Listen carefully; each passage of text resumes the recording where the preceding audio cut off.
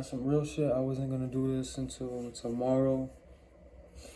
This is like my second or third attempt of this video because last time I stopped recording. But let's get straight into it. So, to get more in depth of my trauma, my abandonment, my loneliness, my pain, whatever. So just be straight up. As a teenager, I done slept outside. I done slept on couches. I done slept on floors. I done slept in an apartment that wasn't being leased, that wasn't being rented. All as a last resort. All as a side effect. All as a effect of the domino effect that happened when I was 14, when I originally got into it with my mom's and had to leave. So basically, my dad was just in and out, never really there. My dad he's never had his own stability. He's always lived off his girlfriend, with his girlfriend, and his girlfriend just a piece of shit bitch. She don't give a fuck about me. She don't fuck with me. She's just weird. She's been with my dad for over 10 years, but she just is spiteful and evil and negative and just don't give a fuck about nobody but her and her kids and not my dad and the kids that he had before her. Even though she was supposed to be like a stepmom or whatever. But basically what I'm saying is, on some shit like, I don't give a fuck who feels how they feel if some family or some of my old friends watch this shit. Because this is my life, this is my fucking story, and this is real. I don't sugarcoat shit, I don't lie, I don't fabricate, I don't make stuff up. I tell it how it is. I keep it 1,000. I keep that shit raw. I keep that shit blood raw. I keep that shit 1,000,000. Like, why would I lie about my pain? So, in my experiences, I have no reason to. I wouldn't even want to go through these things, you know. But so. Obviously, when your mom stops taking care of you when you're 14, and your dad doesn't have any stability, and the girlfriend that your dad lives with doesn't give a fuck about you or never did, then who do you have to rely on? Okay, I relied on my best friend, and my boy, he did me right. He gave me a place to stay, but his mom ended up being on hard drugs, so basically, the one person I had to turn to was fucked up too. She was fucked up even more than my family was, but I didn't realize it because she was manipulative and good at hiding shit.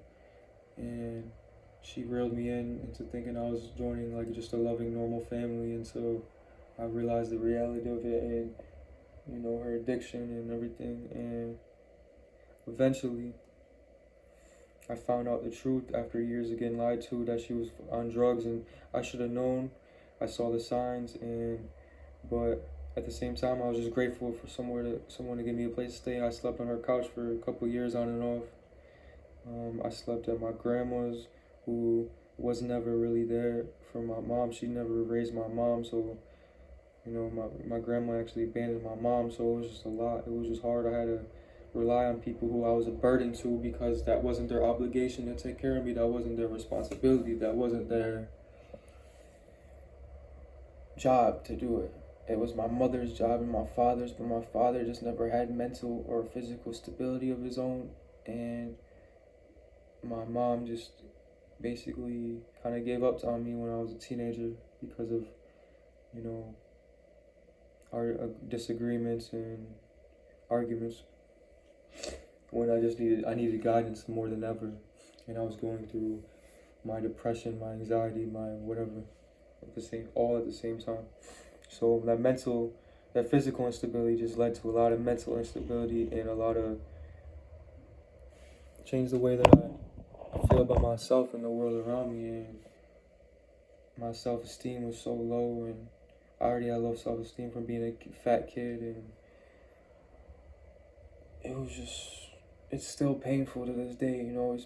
I'm now 20 years old, and I still deal with this pain, this trauma, this abandonment, the loneliness, And I've even reflected that behavior onto someone who didn't deserve it. I had a female in my life who was the most beautiful woman, the most, and I don't mean just outside, I mean just inside and out. She was a sweetheart, and I didn't treat her the way that she deserved because I reflected my own negativity and my own experience onto her, and I didn't learn how to cope with my life before I entered the relationship. And it was fucked up. I remember I got stabbed, and then I got cheated on 2 weeks later while I'm living with the girl. And that's not the same girl, these are two different girls. This is the girl before her, but I'll never forget the pain of just, I'm already hurt, and physically and mentally, and then next thing the girl that said that she loved me is cheating on me with someone who I thought looked better than me, and it was just fucked up, yo. Shit fucked with my head. It still does, honestly. But I lived with her. Her family was like my family. I call her brothers my brothers, and I call her mom my mom, and I said I love you to them and everything. It was just like, damn, like, you're gonna do that to me while I'm sleeping next to you in the same bed. You couldn't just break up with me. It's a lot, you know.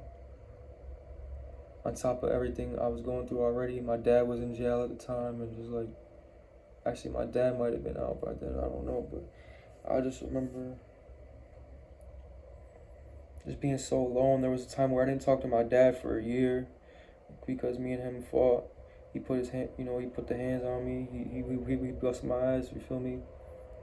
But I ain't gonna lie. But I was like 15, 16, and he started some fight with me, calling me pussy up and down the stairs, following me, and just starting shit with me. And I fought him. I literally fought him. I didn't even want to fight him. I just was sick of him getting in my face and yelling at me and shit. He wouldn't stop trying me. And then it was just a lot, yo. And then I had to rely on someone who's a crackhead who was on drugs, you feel me? Who truly didn't have my best interest at heart.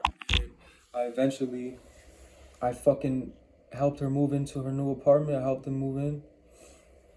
Her and her family, I helped them move in. I helped them get all the fucking heavy shit. I helped them move, load everything. And then I even helped put stuff into the new apartment. I helped paint the whole apartment and everything, bro. Every day I would help, and I was working a full-time job as well at the time. And then all for us to get into a petty little disagreement in the car. And then what ended up happening was the disagreement was fine. It was just whatever. It was just petty shit. It was just literally just me venting about my life, and I was just hurt. I was going through a lot mentally. I was trying to vent. She just took it the wrong way. I was literally not mad at her. I was mad about my life, and I was trying to talk about it. She took it the wrong way, whatever. And then boom, later she's talking to her son, and she's like straight up just blatantly lying. And this was after she was on drugs and everything, So she was like sober at this point, but she was still fucked up from the drug use for years. So that's what happens. You do hard drugs for years, that shit fuck you up mentally. And she's just sitting there like lying to her son as I walk in. And all I said was, that's not what happened. That's all I said. She said, yo, get the fuck out of her. She grabbed a fucking hammer, a literal hammer, slams that shit. And I was scared. I thought she was gonna throw that shit, and was like making me hurry up and get the fuck out. Keep in mind, I lived with this woman on and off for years, and I helped her so many times. I thought she was my family. She told me I could call her mom. It was just a lot, So many people manipulated me, thinking they had my best interest and they loved me, and they just neglected me, abandoned me, or fucking threatened me, whatever. Or put their hands on me, whatever. And it's not the first time she tried to put her hands on me or threatened to. But the hurt and the fear and the fucking pain I was going through, like, damn, I thought you loved me. Damn, I just did all this for you. This is literally the day after they moved. I helped them move in. After everything. You wait till I help you move in, and you basically you let me help you, and then you don't let me stay. I don't understand. And the fucked up part was that I left where I was staying because she told me she wanted me to come back there. And I went back there because she said she missed me, you know? And I lived with my grandpa for like 5 months before I got my first studio apartment, or maybe longer, and it was just terrible, bro. Like, my uncle lived there, and he was just a dickhead, and he was just like, every day I'd go there, back there from work. I was working full time at the time, and I'll go back from work, and he just like, I would literally walk in the door, and just all I would do is walk in the door after work, because I was sleeping on my grandpa's couch, my grandpa's chair. It was a chair, like a little lazy boy recliner chair type shit. I don't think it was a lazy boy though. It was just like that type of chair, right? And then I'll literally come back to the crib, and my uncle would literally, he'd be like, what the fuck, like oh, he's back, basically. Like, I'm like, he knows I have nowhere to go. He knows my situation. He knows that my mom's not gonna let me live there. My dad's not letting me live there. My mom and dad don't fuck with me. You know what I mean? He just didn't give a fuck. I was working full time, saving up for an apartment. He was just a dick, bro. He was just basically like, oh, this fucking kid's back, like, every time. And I was like, damn, like, it just made me feel like my self-esteem even lower. Like, just hated being there, you know? It was terrible. And it was like, I had to sleep in the living room where he would play the game at every day, and it was just bad, bro. You know, I couldn't get no sleep because he didn't give a fuck that I had work in the morning. He would just play video games all night. He was just, you know, he was a dickhead. He tried fighting me over dumb shit, and I'm not gonna fight him because then I'm not gonna have nowhere to stay. And this is just all as a result of my mom and dad not giving a fuck enough to give me somewhere to stay and being my caretakers and being the people responsible for me like they're supposed to, you know?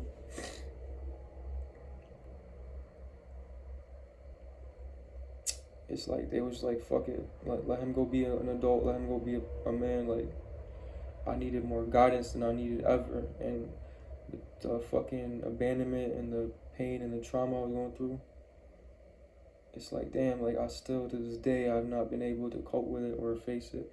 It's not that I can't face it, but I'm facing it, but it's like, damn, it's still unresolved issues to this day. I was already dealing with depression and anxiety before that. Not really anxiety, but now a lot more anxiety, but it's just like, how do I move on from here? My physical instability created so much mental instability, to the point where I finally had physical stability. I finally had someone that cared about me. I finally had somewhere to stay, and I just didn't appreciate it. I neglected it, and I reflected the behavior other people have done to me, and I became someone that I'm not. So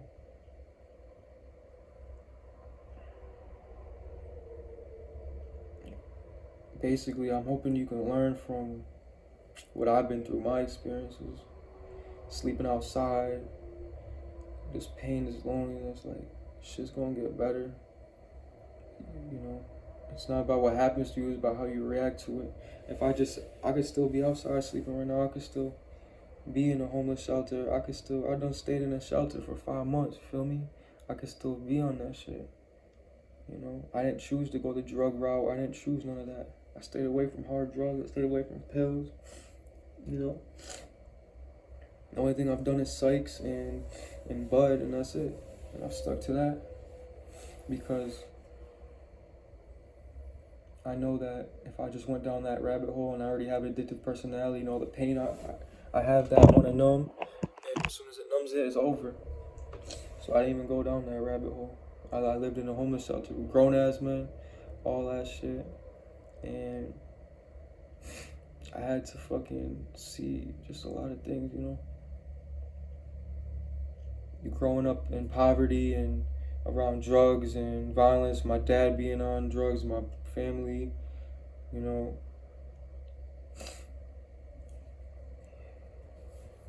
It's a lot of shit. Just learning what not to do, who I don't want to be like, basically.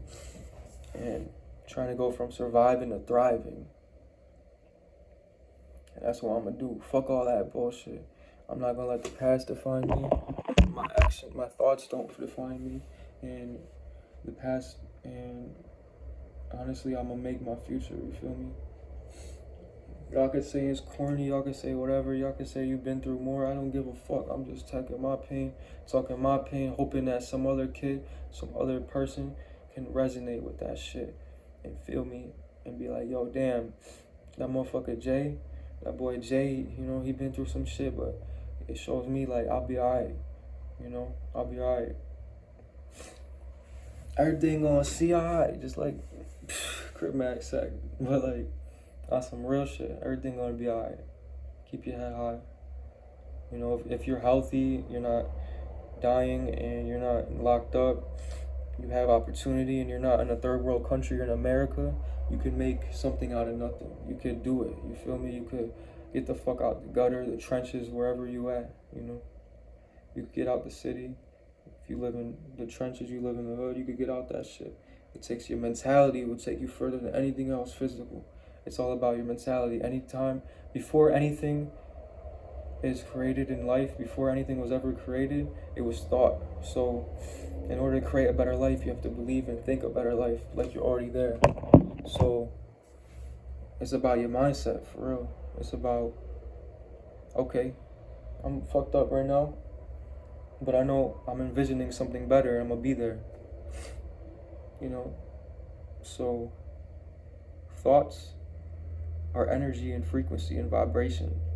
So, and that's all life is, energy, frequency, and vibration.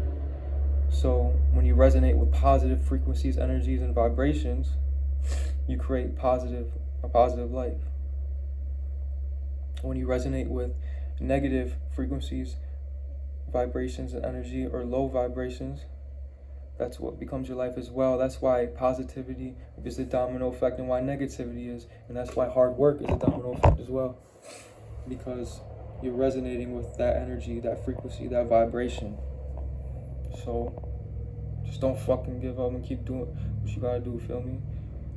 Whether it's meditate, visualize, and just believe like you already have the lifestyle that you want. You already have a better life. You already have what you want to have. In order for something to be in your life, you have to see it and believe it and feel it. And that's how I've created a lot more positivity in my life, is by separating and by taking risks. And you gotta start over and be comfortable with that sometimes. Be comfortable with having nothing but maybe just you. Sometimes you won't even have a book bag full of your shit. Maybe you have to lose all your material items in order to realize what really matters in life. And that's something I've learned. There's times where I had no phone, I had no girls, I had no nothing. I lost my clothes, I lost all my friends, I lost all my family, I lost everything and everyone. But what I didn't lose is myself. And as soon as you lose yourself and you lose your mental and you lose that focus and you lose yourself, your spiritual, your spirit, that's when you die. That's when it's over. That's when you're defeated. You feel me? You can't let life beat you. You can't let life defeat you. You are a fucking God. You are a divine being. You are something not of this fucking world. You feel me? You are you're a human, which means you have spirit in you. So you're a spiritual being. That means you create. So start today, do good things, write in your journal, and change your fucking life. Whether you're 30, 40, 50, 60, 20, or 15, and you're not where you want to be, that's okay. It's not about today, but it's about where you are today. It's about where you will be and where you're headed. So